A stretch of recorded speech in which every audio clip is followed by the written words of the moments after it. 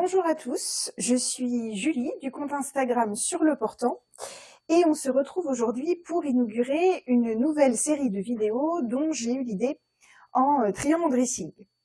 Alors, sur Instagram, vous m'avez souvent demandé, pour celles qui me suivent là-bas, de proposer des vidéos du type bilan couture.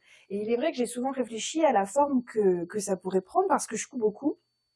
Et puis finalement, le printemps est arrivé, je faisais du tri dans mon dressing pour passer des vêtements d'hiver aux vêtements pour la belle saison.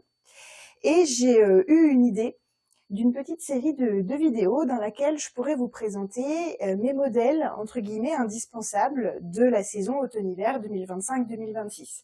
L'idée, quelque part, c'est de vous présenter les modèles, non pas que je viens de coudre, mais plutôt ceux que j'ai le plus portés cette saison, soit parce que la coupe est vraiment jolie, soit parce qu'ils sont pratiques, soit parce qu'ils sont confortables ou vraiment faciles à assortir, soit parce qu'il y avait un tissu de qualité. Bref, les patrons que finalement j'ai le plus rentabilisé cette saison, de quoi vous donner quelques petites idées éventuellement pour l'année prochaine. Et puisqu'on parle de la saison froide qui s'achève, c'est parti pour le premier épisode de cette série consacrée aux vestes. Pour celles qui me suivent sur Insta, vous ne serez pas surprise du premier modèle que je vais vous présenter, puisque je l'ai porté quasiment toutes les semaines depuis que je l'ai cousu, et que vous l'avez vu passer très régulièrement en story. Il s'agit bien évidemment du patron Gabriel de chez Atelier Bernie.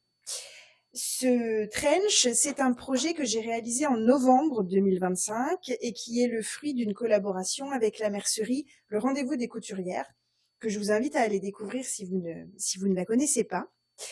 Alors moi, je suis très trench et j'avais usé jusqu'à la corde mon trench Martha de fibre mousse qui commençait à devenir un peu informe. Et j'avais envie d'un modèle un peu plus structuré, un peu plus élégant. Et mon choix s'est porté sur ce patron-là, pour deux raisons essentiellement. La longueur déjà, parce que moi je porte souvent des robes et des jupes longueur cheville ou midi l'hiver, et je trouve que c'est très élégant quand il y a un morceau de la jupe qui dépasse sous le manteau. Donc la longueur du patron Gabriel m'avait bien plu, et j'avais aussi beaucoup aimé les petites ceintures qui cintrent la taille de manière originale et qui ne sont pas gênantes dans le dos, notamment quand on fait pas mal de voitures. Donc voilà pour le choix du patron. Alors, au départ, le patron Gabriel, c'est un patron de manteau que j'ai donc un peu détourné en le réalisant dans une gabardine 100% coton, couleur sable. Et je trouve que la version trench rend le modèle un peu plus moderne, un peu moins classique. C'est un tissu de très bonne qualité qui s'est un peu assoupli au porté. Alors là, vous voyez, je vous le montre dans son jus. Je l'ai pas repassé avant de le mettre sur le mannequin. Et du coup, ce tissu, non seulement il est très doux, mais en plus de ça, il ne se froisse pas trop. Je vous montre l'arrière du modèle pour que vous puissiez voir. Il faut savoir que moi, j'ai un peu plus de 40 minutes de voiture tous les jours pour aller au travail. Et voilà, avec ce tissu-là, je n'arrive pas trop chiffonner, ce qui est quand même pas trop mal. Et qui pose effectivement parfois problème avec les vestes longues. Concernant le choix de la couleur, j'avais longuement hésité parce que la mercerie, le tissu, était aussi proposé dans un vert doux qui s'appelait le coloris ortie, je crois, qui était très joli, et en jaune beurre, ce qui m'aurait beaucoup plu. Mais je suis assez contente de m'être raisonnée et d'avoir d'avoir choisi une couleur plus classique, parce que je pense que c'est ce qui fait que je l'ai tant porté cet automne et cet hiver. J'ai cousu ce patron-là en taille 40. C'est un modèle qui demande un assez bon niveau de couture parce qu'il y a beaucoup de points techniques. Il y a le col tailleur, il y a une fente dans le dos, il y a une doublure. Mais il y a un tuto de vidéo pour le montage du modèle et je vous montre les détails tout de suite. Un petit point de détail donc sur le patron Gabriel de chez Atelier Bernie. Alors vous voyez que on a donc bien un col tailleur que j'ai surpiqué. Alors voilà, vous avez la preuve que c'est un manteau qui a été beaucoup porté. Donc le col tailleur assez classique, avec par monture, avec les dessous de col, les pieds de col, etc. J'avais tout surpiqué pour essayer de faire un petit peu des détails. La petite étiquette qui vient de chez Casa la Forêt. Ma doublure. Alors, ma doublure... Oui, je vous disais, ma doublure, c'est une viscose léopard. Là, je vous montre un peu de près. Que j'avais dans mon stock. Je sais que les tissus léopard, ils ont souvent du succès, mais au final, je sais pas si je suis très très convaincue par cette doublure. Déjà parce que, alors j'ai pris une viscose parce que ça glissait un petit peu, mais ça ne glisse pas autant qu'un tissu satiné déjà. Donc c'est pas aussi pratique. Bon, ça m'a pas trop gêné cet hiver, mais c'est pas aussi confortable qu'un tissu satiné pour une doublure. Et ensuite, je sais pas trop quoi penser de ce choix. Au départ, j'en étais assez contente. J'avais gardé cette viscose parce que je la trouvais jolie et je cherchais à en faire quelque chose. Et finalement, je sais pas, je trouve le motif un peu enfantin. Alors ça se voit pas évidemment, c'est la doublure, mais je sais pas, je trouve pas ça très très élégant. Je suis semi convaincue par l'utilisation de ce tissu pour la doublure. Autre chose à vous montrer, donc parmi les détails, ce trench, il a des épaulettes. Donc là, on le voit, hein, que j'ai posé dessous. Et en fait, tous les vêtements que je vais vous montrer dans cette vidéo ont des épaulettes, sauf un. Alors, il est vrai que pendant un moment, j'ai cousu pas mal de vestes en m'épargnant de mettre des épaulettes, mais ça donne quand même une autre tenue à la veste, ça fait beaucoup plus fini. Donc maintenant, j'en mets à chaque fois, même quand il en faut pas.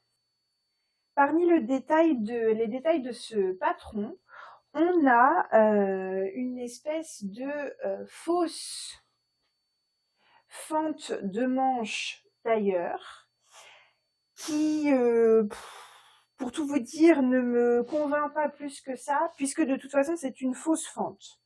Donc c'est des faux boutons, on peut pas l'ouvrir. Dedans, vous voyez, je vous montre, la doublure est fermée, qui du coup demande quand même pas mal de travail pour au final pas grand chose, puisque c'est uniquement décoratif. D'autant que, alors c'est peut-être moi qui n'ai pas compris, mais en fait c'est pas fini dedans. Attendez, pardon, excusez-moi, hop, c'est pas, l'intérieur n'est pas terminé, on peut passer son doigt, arriver dans la doublure. Bon, voilà, c'est vrai que c'est un joli détail, mais tant qu'à se casser la tête, j'ai envie de vous dire, je pense que j'aurais préféré que ce soit une vraie fente manche avec des boutonnières et qu'on puisse s'ouvrir. Là, le côté purement décoratif, je trouve que c'est bien s'embêter pour pas grand chose. Donc les manches. Par contre, détail que j'aime beaucoup et dont je vous parlais juste avant, c'est hop, le système de ceinture qui est prise dans les côtés. Alors attendez. Donc une ceinture prise dans les côtés pour pouvoir cintrer le manteau. Ça j'aime beaucoup. Je trouve que c'est très très joli, très pratique. Ça donne vraiment un côté assez moderne au manteau, un petit peu militaire. Donc ça faisait partie des détails qui me plaisaient le plus. Je vous montre en zoomant. Moi j'ai surpiqué les deux parties de la ceinture pour donner un peu de relief. Ça, voilà. C'est un détail que j'aime beaucoup, beaucoup. On a également des poches paysannes sur ce patron-là. Voilà. Alors, au début, quand j'ai commencé à coudre les poches paysannes, c'était vraiment ma bête noire. Bon, maintenant, à force, j'ai fini par m'habituer. Il suffit de bien tracer et de bâtir au lieu d'épingler. On a quelque chose d'assez propre. Alors, c'est rarement parfait, moi, les poches paysannes, mais je trouve que là, elles sont pas trop mal. Donc, pareil avec l'intérieur dans ma doublure que je vous montrais juste avant. Et dernier détail, c'est donc un manteau qui a une fente au dos. Et là, vous allez, alors, il n'est pas repassé, hein, comme je vous le disais. Et là, on voit que je me suis pas mal assise dedans dans la voiture. Hop. Donc, fente dos. Alors, de l'extérieur, on voit qu'elle est pas mal. Il n'y a pas de problème. Ça fait propre. À l'intérieur, je suis pas super convaincue. J'ai pas très très bien réussi. Hop. Je vous montre. Bon, alors là, c'est simplement pas repassé, mais sinon, ça va. Vous voyez, on a donc la fente sur l'intérieur, l'angle. Mais là, c'est surtout à cet endroit-là que vous allez voir sur la vidéo. Ici, je sais pas, ça a cafouillé un petit peu. Je suis pas hyper convaincue, là. par la technique de montage de la fente d'eau. Alors, c'est un point technique, mais j'avais déjà réalisé un trench en jean de chez Ayam, où il y avait une fente d'eau et où j'avais eu aucun problème en suivant les instructions. C'était propre dedans, propre dehors. Là, je sais pas, j'ai trouvé le montage pas clair. J'ai eu besoin, pardon, de regarder le tuto vidéo, alors que ça m'arrive en général assez peu. Le rendu dedans est pas super propre. Là, voilà, je suis pas ultra convaincue par le montage à cet endroit-là. Mais sinon, il en reste pas moins que c'est quand même une veste que j'aime beaucoup. Alors, elle mériterait, hein, vous voyez que je recouse un petit coup les boutons, mais c'est la preuve qu'elle a été beaucoup portée. Et mes boutonnières qui perdent leur fil. Voilà donc pour les détails de ce patron, que je vous recommande quand même malgré tout.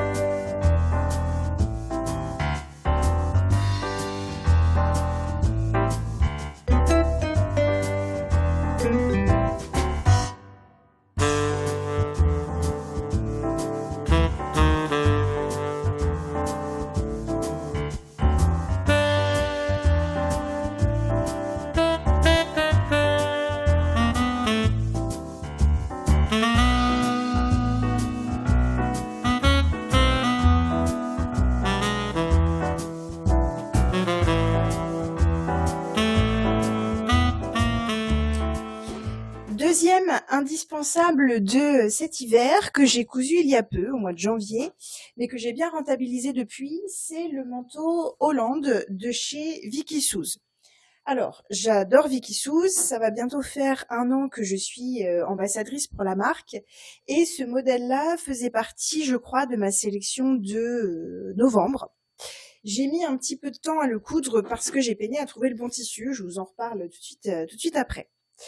Alors, un peu comme pour le trench Gabriel, ce manteau-là, ça a vraiment été un projet de raison.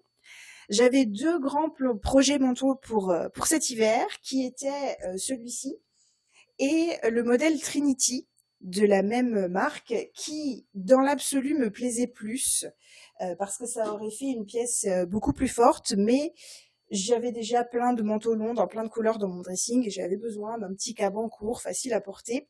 Donc je me suis dit, allez, on va se lancer pour celui-ci et j'en suis assez contente parce que je l'ai beaucoup mis. D'ailleurs, c'est une des raisons pour lesquelles j'ai eu l'idée de vous faire cette petite série de vidéos, parce que je me rends compte, en tout cas en ce qui me concerne moi personnellement, que les pièces que je porte le plus au quotidien ne sont pas forcément, alors c'est très aléatoire, mais pas forcément mes coups de cœur patrons ou mes pièces les plus fortes. Parce que des fois, on peut avoir un coup de cœur, mais mine de rien, ça va pas forcément s'assortir facilement avec le reste du dressing, ça va pas être nécessairement compatible avec un long trajet en voiture ou une journée de boulot. Et je me rends compte de plus en plus que parfois, ce sont vraiment les projets un peu raisonnés qui sont les plus rentabilisés. Donc c'est pour ça que je trouvais assez intéressant de vous faire un retour, une fois la saison passée, sur les vêtements les plus portés. Bref, deuxième parenthèse, je sais également que la marque Vicky Souz suscite pas mal d'envie et pas mal de questionnements sur plusieurs sujets, notamment la question des tailles. Et voilà, je voulais vous signaler déjà que sur mon compte Instagram, il y a un petit réel épinglé qui vous explique de manière un peu détaillée comment bien choisir votre taille chez Vicky Souz. Et autre chose, si jamais vous avez envie que je vous propose une vidéo consacrée à la marque qui réponde à vos principales questions, eh bien n'hésitez pas à me le dire en commentaire, ça pourrait être une vidéo assez intéressante à faire. Voilà. Parenthèse fermée, concernant Hollande, j'ai cousu ce modèle-là en taille 38, en me basant comme quasiment toujours sur les vestes et les manteaux, pour les vestes et les manteaux, pardon, sur mon tour de poitrine.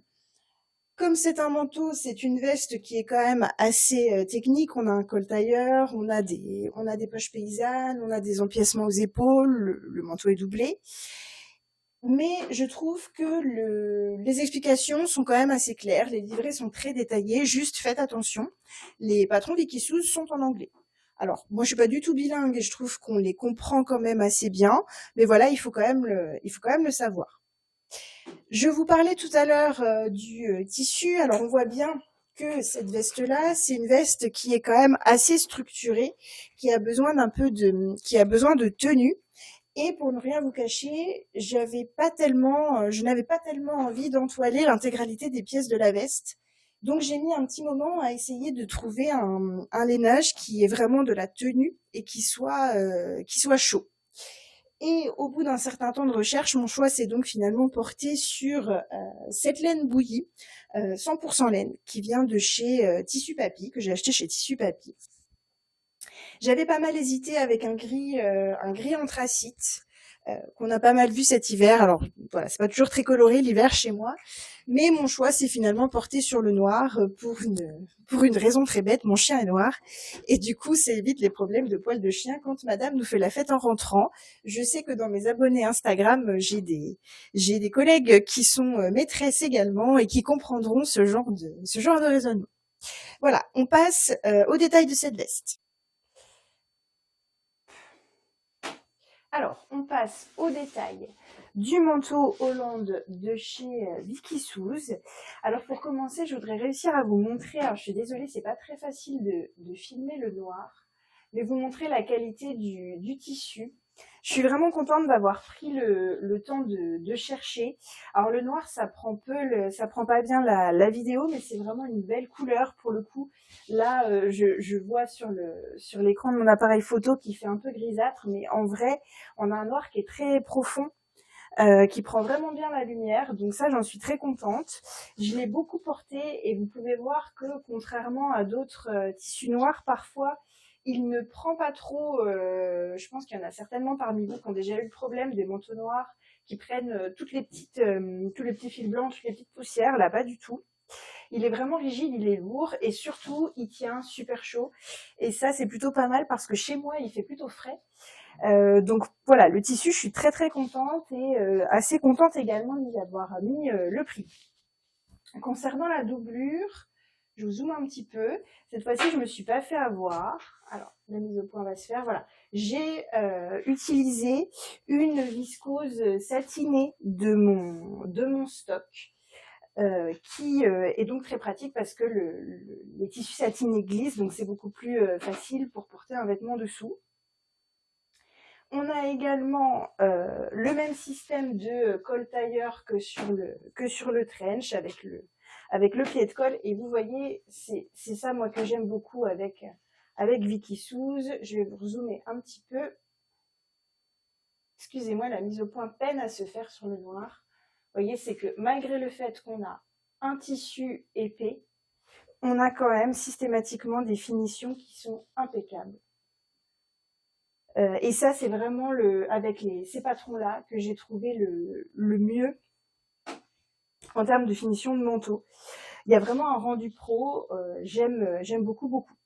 Donc col tailleur, là aussi, alors ça se voit moins, et au début j'ai un petit peu hésité à les mettre parce que je voyais pas bien l'intérêt, puis j'ai testé. On a aussi des épaulettes dans ce manteau, et c'est vrai que ça le structure un peu. Et au final, ce sont les épaulettes qui vont donner le rendu un peu oversize sur les épaules. Donc pareil, je suis assez contente de les avoir mises.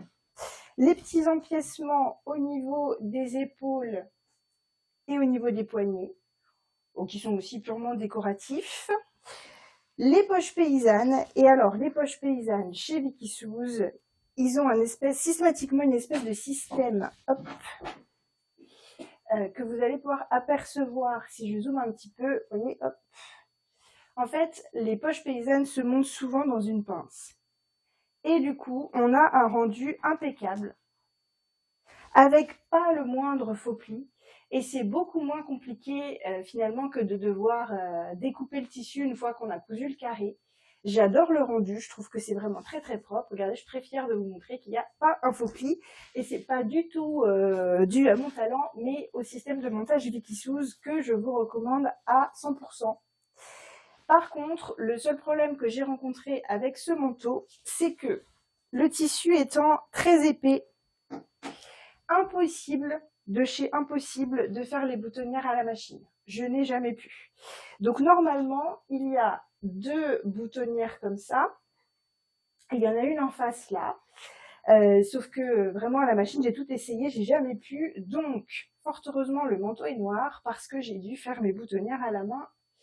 Et le résultat n'est pas super probant. Vous voyez, c'est quand même pas terrible, terrible. Alors ça se voit pas trop. Mais je pense qu'il faudrait que j'optimise ma technique. J'ai fait ça avec une technique que j'ai vue sur un réel Insta. Bon, ça marche, ça tient, mais c'est pas super joli, c'est pas super propre. Je pense que j'aurais pu faire mieux. Mais c'est quand même mieux que rien. Voilà. Et voilà pour les détails du manteau au long.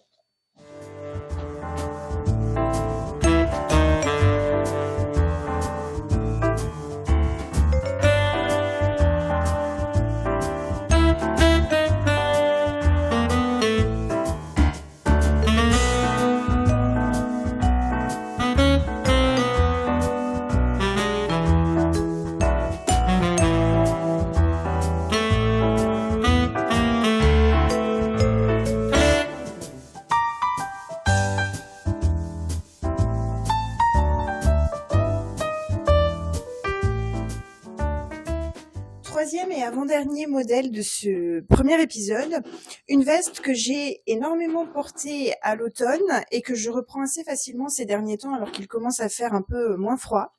C'est un patron qu'à mon avis vous êtes assez nombreuses à connaître puisqu'il s'agit de la veste Julia de Clematis Patterns. Alors, ce modèle-là, pour moi, c'est le fruit d'un heureux concours de circonstances, à l'inverse des 2 précédentes. Je n'avais absolument pas réfléchi à l'avance à ce que j'allais faire et surtout, je ne pensais pas autant la porter quand je l'ai cousue. Je l'ai cousue en avril 2025. Mais ce qui s'est passé, c'est que j'ai vraiment flashé sur ce tweed coloré. Alors, je vous montrerai ensuite de plus près. Un tweed coloré qui vient de chez Mister Tissu, que j'ai pris sans avoir la moindre idée de ce que j'allais en faire, je l'avoue. Mais j'avais bien envie quand même d'en faire une veste et c'est une chose que je fais assez souvent. Je me suis dit tissu chargé, ça demande un modèle assez simple. Je suis donc partie sur cette idée de blazer. Et comme le tweed, c'est un tissu qui est quand même un peu technique et un peu fragile, j'ai voulu m'éviter toutes les problématiques liées aux angles et au col tailleur. Et je suis donc partie sur ce patron qui présente un col châle, ce qui facilite bien la tâche et que par ailleurs j'avais acheté depuis assez longtemps. Et je suis vraiment très contente du résultat. Et il s'avère que ce modèle-là, c'est vraiment devenu ma veste des jours où je ne sais pas comment m'habiller. Parce que, en fait, en la portant par-dessus un jean ou un pantalon tailleur et un blanc, ça donne tout de suite l'impression d'une tenue assez construite sans avoir à réfléchir. Et voilà, c'est pareil, je la mets extrêmement souvent alors que je m'y attendais pas forcément au départ. J'ai cousu ce patron-là en taille 38 et je vous dirais que c'est le patron le plus accessible des 4 modèles que je vous présente dans la vidéo du jour. Ça reste un blazer doublé, donc un petit peu technique, mais il n'y a pas de fente, il n'y a pas de col tailleur, il n'y a pas de poche. Je vous montrerai juste après, là on a des fausses poches. Donc on a quand même un modèle qui est relativement facile à réaliser, que je vous recommande si vous avez envie par exemple de vous coudre votre premier blazer, votre première veste tailleur. C'est un modèle qui est assez accessible. Je vous montre de plus près tous les détails de cette veste. On passe au détail de la veste Julia de Clematis Pattern. Donc pour le tissu, voilà, je vous zoome un petit peu dessus. J'avais vraiment craqué pour ce tissu-là de chez Mister Tissu. Il est très très beau. On dirait une espèce de... Alors ils appelaient ça du tweed. Moi je trouve qu'on dirait un peu une espèce de natté. Mais je sais pas, j'avais aimé ce mélange de jaune, de rose, de bleu, alors que je suis pas forcément quelqu'un qui porte des vêtements ultra colorés. Donc voilà, vous voyez que cette veste, elle a 1 an. Elle va bientôt avoir 1 an puisque, oui, je l'ai cousue en avril 2025. Vous pouvez voir que le tissu a très bien vécu au niveau des épaules où je porte mon sac. Il n'est pas trop abîmé, ni sur le côté. Donc voilà, vraiment un tissu d'assez bonne qualité, donc j'en suis très contente. Dernièrement, j'y fais plus attention parce que c'est vrai que, mine de rien, ça change quand même la donne. Une doublure qui, pareil, est une viscose satinée. J'avais essayé d'avoir un tissu glissant. Maintenant, j'essaye de faire attention à ça, prendre un tissu glissant pour mes doublures. Alors, la couleur est pas hyper assortie, mais j'avais pris ce que j'avais sous la main. Mon début, je vais vous en parler pour les autres modèles, épaulettes. C'est vrai que voilà, vraiment, j'avais cousu déjà pas mal de vestes tailleurs et je sais pas, je trouvais qu'il n'y en avait pas un rendu très pro. Et ben les épaulettes, ça change vraiment la structure du vêtement. Donc voilà, quand je vous disais que j'en collais partout, j'en colle partout. Le col, alors voyez ici le principe du col châle qui va permettre en fait, ça fait une espèce de rond, d'arrondi sur tout le haut comme ça, qui vient se replier sur le devant. Et vous voyez qu'on n'a pas le problème du coup du montage du pied de colle, du dessus et du dessous de colle avec l'angle à cet endroit-là. Et on a, mine de rien, quand même un rendu veste. Donc ça fait quelque chose, à titre personnel, moi je trouve un peu plus décontracté, mais c'est aussi pas mal si vous avez envie de vous lancer dans la couture d'une veste un peu tailleur. C'est quand même moins compliqué, ça évite aussi les déceptions, ça évite le vêtement qu'on portera jamais, et ça initie relativement bien à la technique blazer. Donc plutôt une bonne solution pour les débutants. Et par contre, un petit peu plus embêtant, donc pareil, on a une poche qui est cousue dans une pince qui est ici, mais, alors ça facilite la tâche, il est vrai, mais c'est une fausse poche. C'est juste en fait un rabat qui est pris endroit contre endroit dans la pince qui est là. Donc ça fait quelque chose, ça fait un rendu assez propre visuellement, mais c'est vrai que régulièrement j'ai l'idée d'aller mettre la main dans ma poche alors qu'il n'y a pas de poche. Donc je pense que c'est facile à modifier. J'ai déjà vu qu'il y avait des tutos pour le faire sur Instagram, et peut-être que j'aurais dû le faire aussi. Ne cherchez pas les raccords, je les fais rarement parce que ça me gonfle et j'ai pas le courage. Voilà, tout est dit. Donc voilà, une veste qui rend assez bien et qui a somme toute assez peu de détails.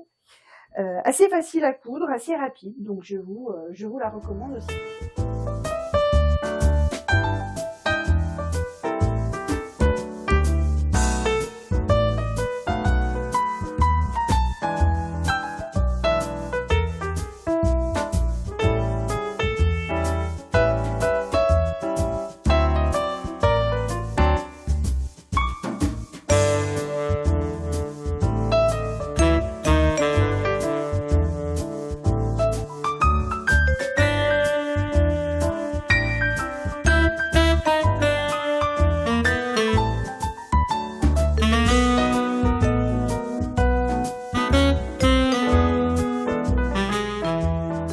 Quatrième et dernier modèle à vous présenter dans cette vidéo que j'ai cousu il y a vraiment pas très longtemps. Je l'ai réalisé fin février et que je n'arrête pas de porter depuis. C'est le blazer Myrtle de chez Vicky Shoes. Oui, encore. Alors là, pour le coup, comme pour Julia, mais peut-être même encore pire, on est sur un coup de cœur patron absolument pas réfléchi et absolument pas raisonnable, mais j'ai vraiment craqué sur cette coupe tout en arrondi qui s'inspire de la coupe barrel qu'on voit beaucoup en ce moment, avec un très joli tombé dans le dos. Voilà, je vous montre en faisant un peu tout le tour de la bête. Alors, ici, on n'a vraiment pas une pièce classique, on a quand même un modèle assez fort qui ne plaît pas à tout le monde, ça j'en ai bien conscience, mais ça fait aussi partie de ce que j'aime chez Vicky Shoes. C'est une marque qui propose quand même régulièrement à la fois des pièces très basiques, mais aussi des modèles beaucoup plus couture, beaucoup plus structurés, avec un beau tombé qui sortent quand même pas mal de l'ordinaire. Alors ici, j'ai eu le raisonnement presque inverse que celui que j'avais eu pour la veste Julia dont je vous parlais juste avant. Là, je me suis dit, modèle très chargé, un peu compliqué, donc je vais choisir un tissu simple. Et surtout, il fallait que je choisisse un tissu avec de la tenue, vraiment absolument, pour que les arrondis, et notamment les arrondis des manches, se tiennent. C'est la raison pour laquelle j'ai choisi cette espèce de tweed 100% laine, qui est d'une qualité extraordinaire, parce qu'il n'a pas bougé jusque-là, il est très joli, mais que j'ai surtout choisi parce que c'est un tissu qui est collé, donc rigide, avec beaucoup de tenue, ce qui m'a évité, encore une fois, d'avoir à thermocoller l'intégralité de mes pièces, ce que sur un autre tissu, il aurait absolument fallu faire. Ce tissu-là, c'est un tissu de chez Beglarian Fabrics, qu'on voit beaucoup sur les réseaux ces derniers temps, mais qui propose quand même des tissus d'une très belle qualité, et que donc je vous recommande malgré tout. J'ai cousu Myrtle en taille 38, hein, c'est ce que je vous disais pour les vestes en général, moi chez Vikisous c'est 38. C'est une pièce assez technique, mais comme pour le manteau Hollande, j'aurais tendance à dire que les explications sont très claires et les finitions extrêmement bien pensées. Je vous montrerai juste après avec les détails. Et pareil, je porte cette veste vraiment très souvent.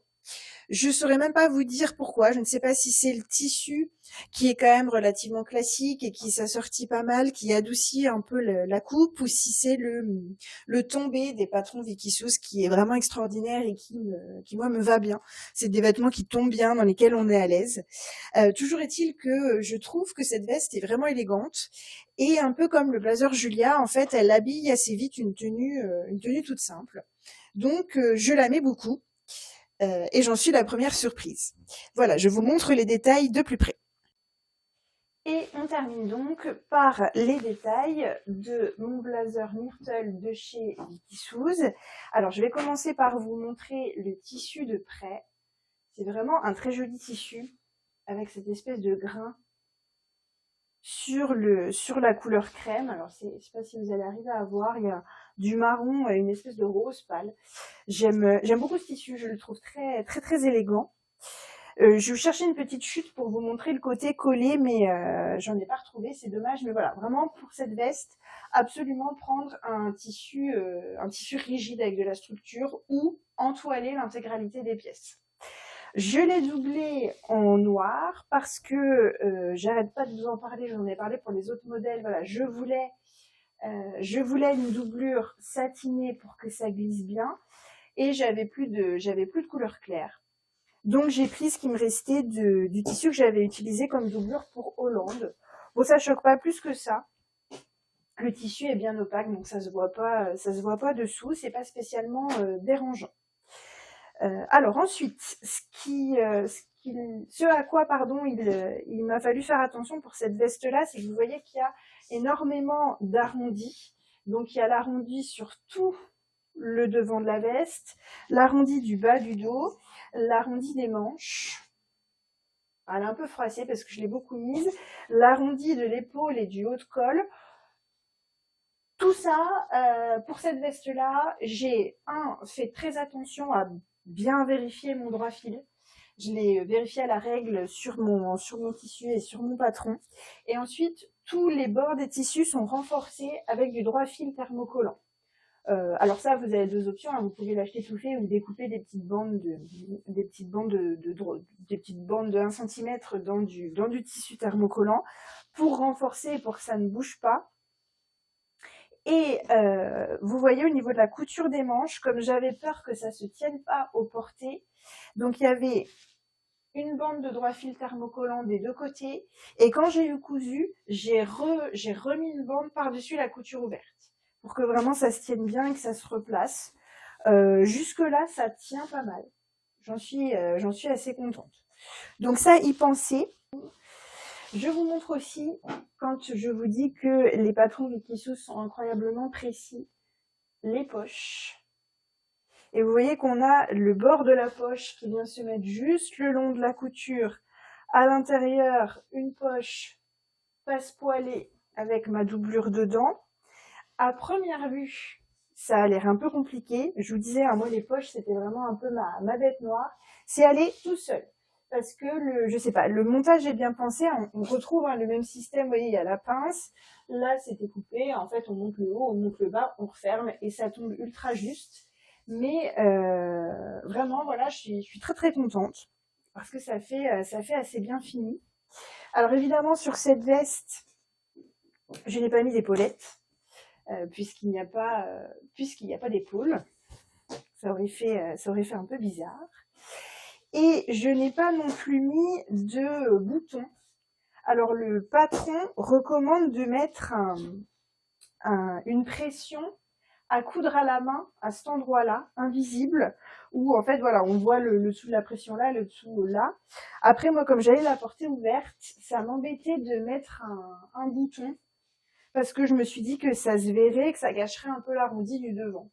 Donc je n'ai rien mis, mais peut-être que si je faisais une version un peu plus hivernale, je changerais d'idée. Donc voilà, une de mes vestes préférées du moment. Vous voyez, en la manipulant, je me rends compte aussi que le tissu vit assez bien malgré le fait qu'elle est portée extrêmement souvent. Vous voyez aussi, alors je remonte tout le temps mes manches. J'y ai pas repassé non plus. Vous voyez, c'est un tissu d'extrêmement bonne qualité et je pense que je vais vraiment faire attention maintenant quand je couds des vestes à prêter une attention particulière au tissu, aux détails qui font aussi que ça fait des vêtements qu'on porte davantage. Voilà.